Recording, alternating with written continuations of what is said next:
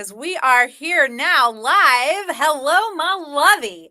Today on Joy de Jour, my very snappy name. Am I right?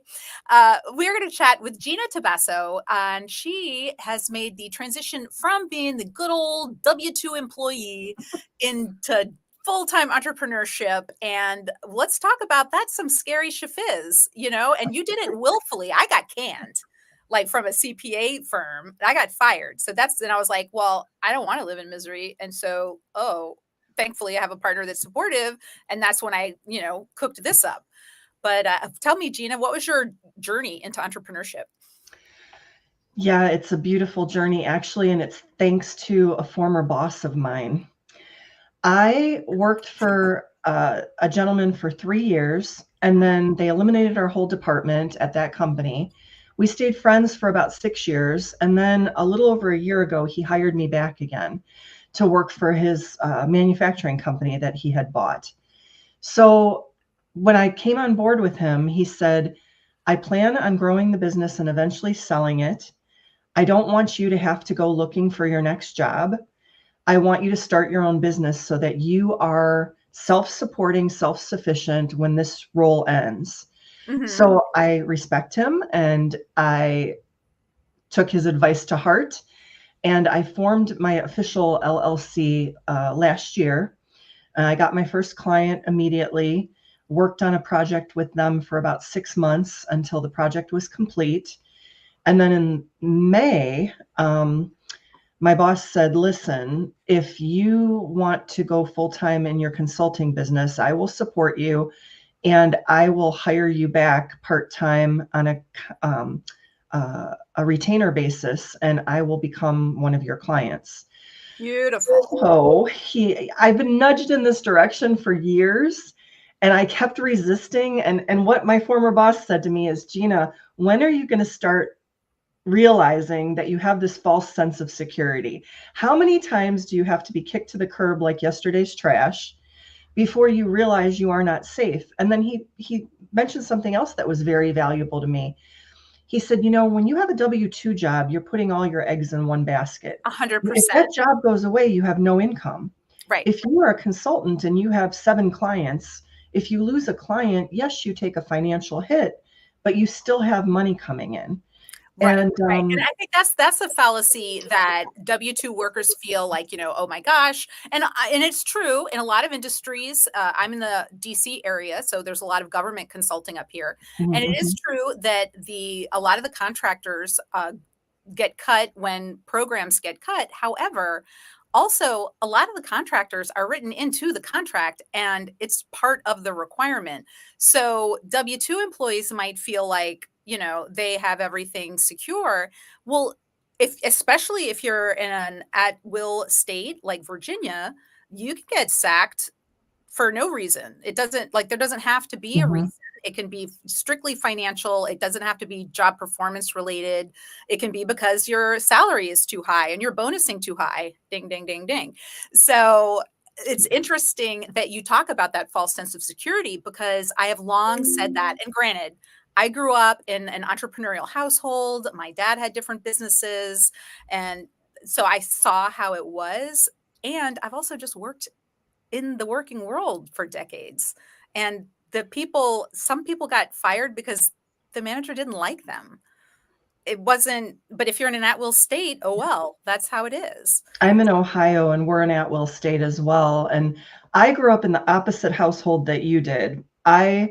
My mom was with the company for 35 years until she retired. It was you go get that job and you hang on to that job as long as you can. And nowadays you can't hang on to that job for very long anymore. No. There's so much transition, especially since I do marketing. That's the first budget cut companies make in a sure. tough economy. And so, you can be the best employee that they've ever had, but if their bottom line and their cash flow can't pay for you, ding, ding, ding, you're out the door. But I wanted to mention, you had said, how did I start this journey? Another thing I wanted to tell people that was invaluable for me, I could not have done it without this. Number one, I joined SCORE, SCORE. It's an organization funded by the federal government to help entrepreneurs and solopreneurs start their businesses. It is a nonprofit and it is free of charge. And I got a SCORE mentor. Oh my God. He helped me with the stuff I'm not good at. He helped me do a business plan, my financials, my bookkeeping software, you name it. And my contracts, like all the stuff that as an entrepreneur I was afraid of. I can do sales and marketing. I can do that. But it was Right. this other administrative stuff that I'm like, I don't know how to do that. He helped me do that. And so that was one thing that was important in my journey. Um, Another thing is that I surrounded myself with people who believed in me and supported me, so that when you get those days as an entrepreneur that you're down, like you're like, I can't do this, and what if this and what if that, and you get that self-doubt creeps in. And Mm-hmm. these people would just wrap around you like a warm blanket. People from my network who were solopreneurs and entrepreneurs who had walked in my footsteps first. I'm walking in their footsteps. Right. And they just hold you up. And that was the other piece that I couldn't have done without. So here I am today. I'm still building my business. I honestly just went out full time like end of May. Mm-hmm. So there's a lot of business development to do. I did get a client last week, but it was for more of a project basis. Right. Um, But that's great because you're growing it. And I want to circle back to what you said about having people who were where you wanted to be in your mhm. squad, so to speak. What, like think of it as a cheerleading squad. You've got to have people around you who can lend you a hand, tell you that you can do it. And not only that, that you can see that they have done it. And that shows you that there is at least that path. It may not be exactly Mhm. that path for you. However, when Mhm. you're surrounded by people who have done what you're trying to do, it is like a trailblazer with like like the airport employees with the flashlights. Exactly. Like they're showing you where to go, how to do it, that it can be done. And that, yes, you're good enough to do it because imposter syndrome or inner critic or whatever you want to call that insidious little seductive, slippery person, that inner voice that comes and starts to tear you down. Well, we're really good at scaring ourselves. Like, Yep. so to The have unknown can be individuals, scary. yeah, and you can't. It's a delicate thing because I am a firm believer in having an interior locus of control. Like, don't give your control up to other people and what they think of you. That's one thing. And being around people who have done what you're trying to do is gold because you're going to see that mindset. You're going to see how, oh, well, this is a problem. Huh, let's solve this instead of, oh my gosh, I can't believe this is happening. Well, even beyond problem solving, what my network did for me, because I networked for a long time and I didn't ask for anything. I just did it for the pure joy of helping people Mhm. and putting people together. And then when I came to my place of need, people just crawled out of the woodwork. An example, when I first left my job in May and started this, and I had no income. I mean, it's startup. Well, you had the one client, right? Your previous employer. Yeah. Well, one of my former subcontractors that I've used, he gave me a free license to his CRM. Whoa, Another friend of mine in the marketing space is doing ongoing email marketing campaigns for me. The that's first 6-week campaign, he did all the content, he deployed the emails, he cleaned the lists, and he's continuing to put people into the funnel for me, so that I can free my time up doing other stuff like warm calling those leads, business mhm. development, trade shows and events, conferences, podcasts. And so he helped me. And then he also sent me my first piece of swag. He sent me a coffee tumbler, like a travel mug with my logo on it. And he said, now it's official. This is your first official piece of swag. That's And so fun, and that's it's so many because of everything. gifts. Let me just point out my beautiful viewer, my lovey, like that's because you had built the relationships. And that's when people want to support from you. They want to purchase from you. They want to work with you. It's because you put in the relationship without an eye on the prize.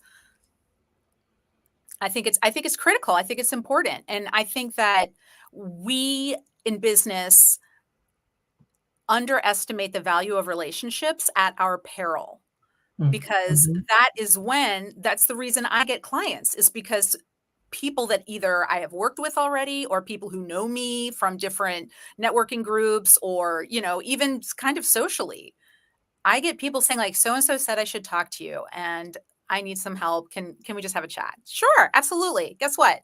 First one's free. Like, and if I can work with you, I'll tell you how. And if it doesn't seem a match and you're not maybe in the place where I can best serve you, I have other recommendations. So it's that kind of pouring in into Mm-hmm. this larger community of the world, right? You don't have to think of it formally as your network. It's just what you do for other people. It really, really, really does come back to you. And so I lend support. I'm not saying give yourself away. I never am saying that. ZFG, zero flips, give in. We're going to use our resources for our goals and what we want. And we also need to understand that the rising tide lifts all boats. It is not a cost to you to help someone else, Mm-hmm. especially because entrepreneurship, it doesn't matter if you're doing mindset coaching, marketing, strategizing, dentistry, like going out on your own is the same process. And so that's, why I just want to stress to people, like, pour into the bucket too. Melissa, what you just said is the perfect segue into the next piece of stuff we were going to talk about. Before this live stream, we were talking off camera, just kind of about the seasons and the changing weather and changes in our lives and kind of the parallels that we go through. And I was sharing that one of the challenges I encountered this year, I was like, what a year to start a business. I work primarily with manufacturing, industrial distribution trade companies. That's my area of expertise. I have these, I call massive manufacturing chops. I do other B2B marketing as well for any kind of B2B company. But my unique differentiator that makes me different from every other B2B marketer out there is all of my manufacturing experience. Right. And manufacturers are notoriously fiscally conservative. But in a bad economy, an election year, even more so. With Mm-hmm. high inflation, and they're all saying, we're waiting until November, we're waiting until November. So that's not so good for me. And so I'm a problem solver. And I was looking at that challenge, my barrier to entry. Like, what is my barrier to entry? It's always budget. We don't have the budget. We don't have the budget. So I leveraged those relationships, Melissa. I was in all these networking meetings and I'm listening to all these people talk.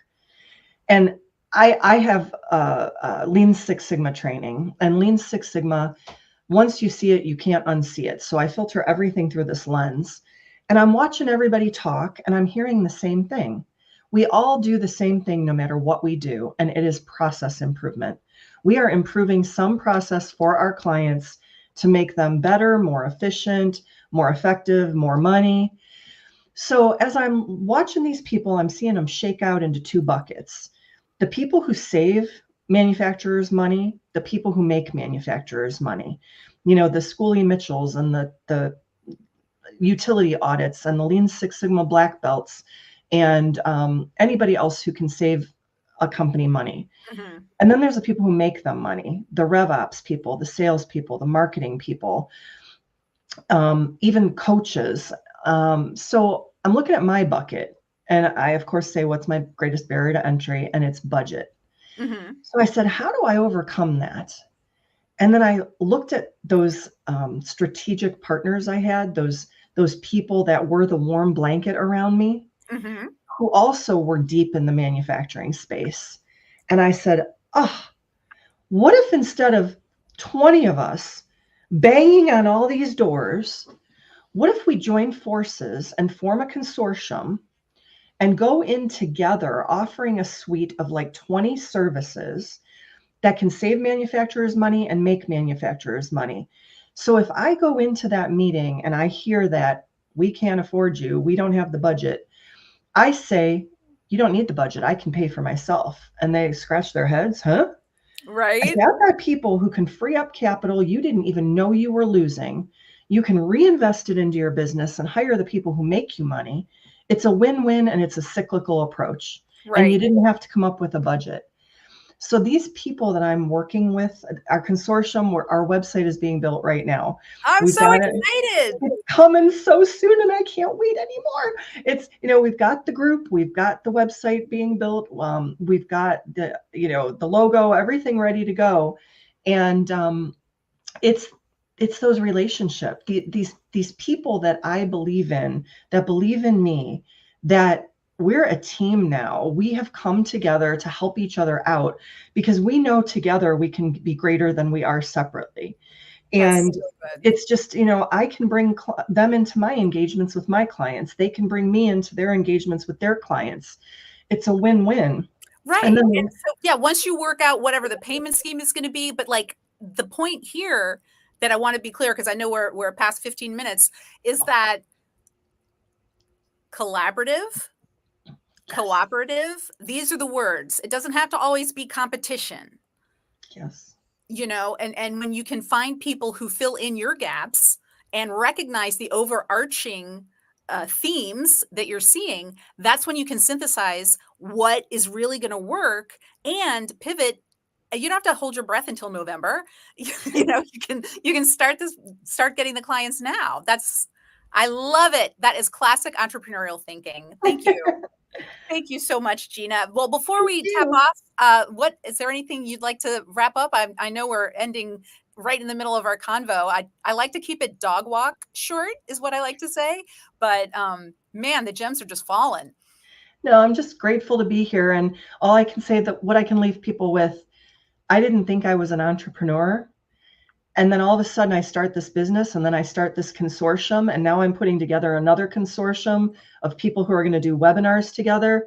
It's addictive. Once you become an entrepreneur, there's no going back. And if you're scared, I was scared too. And even if you want to reach out to me, like, I'm willing to help you forward the way other people helped me forward. Gorgeous. So contact me if you need resources. I'm happy to share what I've learned. Absolutely. Please comment on this and share your contact info, and so that way people can reach out. Will All do. right. Hugs, hugs, hugs, my lovies. Till next time.